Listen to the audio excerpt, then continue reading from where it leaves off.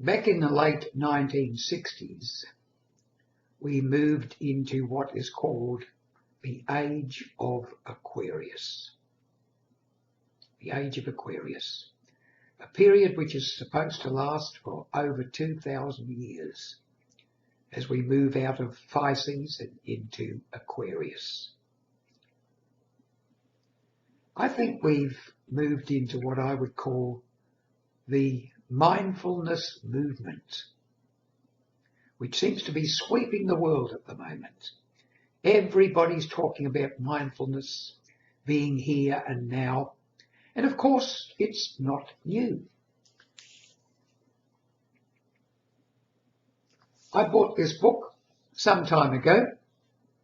It's got nearly 400 pages in it, and on most pages at least 2 quotes, all from various wise people down the ages, and a lot of them still alive today. So all of these people would all qualify in my regard as what you might call spiritual teachers, teachers of wisdom. They're all talking about mindfulness, being here and now. Not spending your life or your thought life living in the past or anticipating the future, but being here and now. But don't knock the past because you built your experience out of it. And don't knock the future because you are desiring things to happen in the future. And if you don't desire, where will you be? Will you be satisfied with the moment? Will you be satisfied with here and now? If you are in the here and now, perhaps. But if you are in the here and now and thinking about the past, then, and thinking negatively about what might have happened to you, negative experiences, then you won't be enjoying the moment. When you're in the moment, really in the moment, there is no thought. You are just aware. You see, you hear, you feel, you are being with nothing else. This is the true experience of you and I without thought. Wonderful. The mindfulness movement, sweeping the world at the moment. I think it's going to bring about radical change, and for the better. We couldn't have had much worse than we've had in the past. The 2 great wars, never had there been such conflicts ever before in human history. And now they're behind us.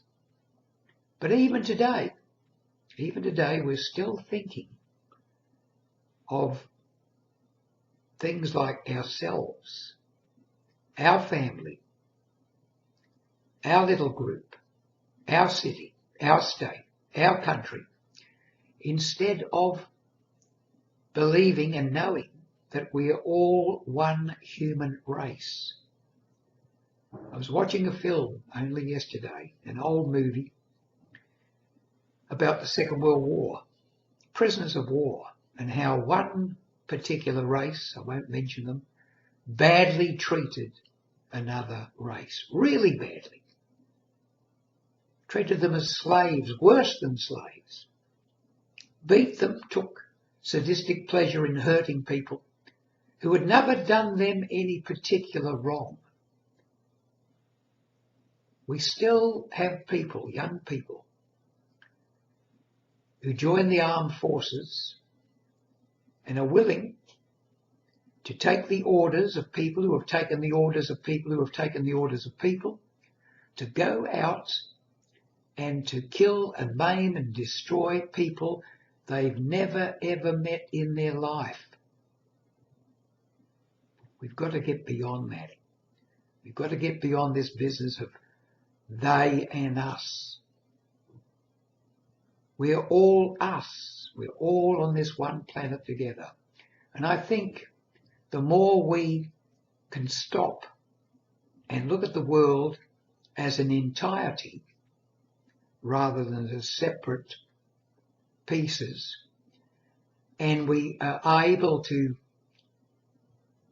discipline our minds by bringing ourselves continuously into the now until we are able to rule over our minds and over our emotions and not identify with them. Select the ones that we want. When we can do that, when we have mastered our own minds, truly mastered our own minds, this world will open up, and the great adventure of exploring the cosmos as a species will begin.